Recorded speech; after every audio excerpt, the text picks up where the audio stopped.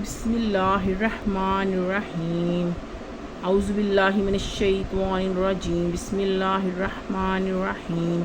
اللہ کے نام سے شروع جو نہایت مہربان بہت رحم کرنے والا ہے۔